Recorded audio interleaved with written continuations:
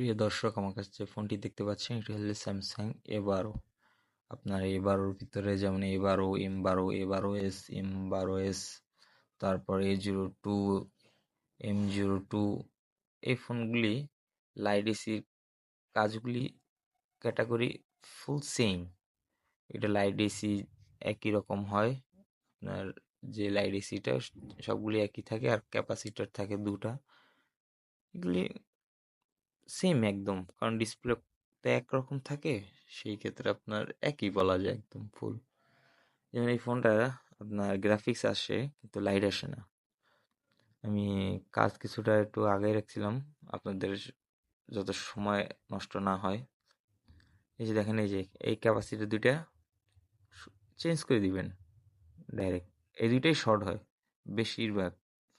আপনি এগুলি আপনার ডিজিটাল মিটার ছাড়া আপনি বুঝতে পারবেন না। আপনার অ্যানালগ মিটারগুলিতে এগুলিতে অত সূক্ষ্মভাবে বোঝা যায় না। এগুলি বাজার মোড বা বিপ মোড দিয়ে আপনি কোনোভাবে এটি বুঝতে পারবেন না ক্যাপাসিটি দুটো শর্ট থাকে। এই ক্যাপাসিটি দুটো চেঞ্জ করে দিলেন, দিয়ে আপনার কয়েলটা চেঞ্জ করে দিবেন, হয়ে যায়। এগুলি বেশিরভাগ এই ক্ষেত্রেই হয়। আর এই ফোনগুলি এত সূক্ষ্মভাবে থাকার কারণ হলো আপনার সিপিউর পাশে লাইট এসিটা থাকে। এই যে আমি কিন্তু এই যে সূক্ষ্মভাবেই কাটছি যাতে আমার সিপিউটা হিট যতটা কম খায়। আর এইখানে এই যে আমি 138 ডিগ্রি পিপিডি পেস্ট বা বল পেস্ট যেইটাই বলেন সেইটা দিয়ে একটু জায়গাটা সোল্ডারিং করে নিলাম, যাতে আমার অল্প হিটেই কাজ হয়ে যায়। এই এই যে আমি জায়গাটা সুন্দরভাবেই একদম সোল্ডারিং করে নিলাম পেস্ট দিয়ে। এই যে আমি আগেই একটি কয়েল আর দুইটা ক্যাপাসিটার সংগ্রহ করে রেখেছি, এই যে দেখতে পাচ্ছেন। এগুলি খুব অল্প হিট দিয়ে লাগানোর বেটার, কারণ ওই যে পাশে সিপিইউ থাকে। অনেকে বুঝে না, লাইট আইসি মনে করে যে সর্বপ্রথম আইসি চেঞ্জ করব, পরে কয়েল চেঞ্জ করব। এগুলি সহজ নষ্ট হয় না এই আইসিটার ক্ষেত্রে।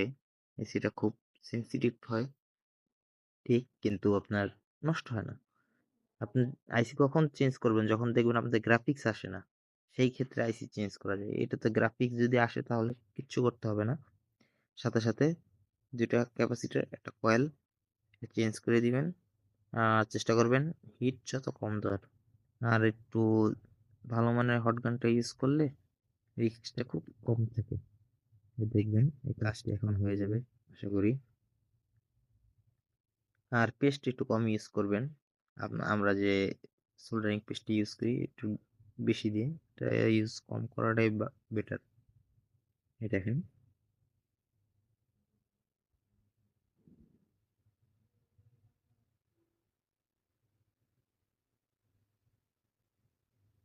এই যে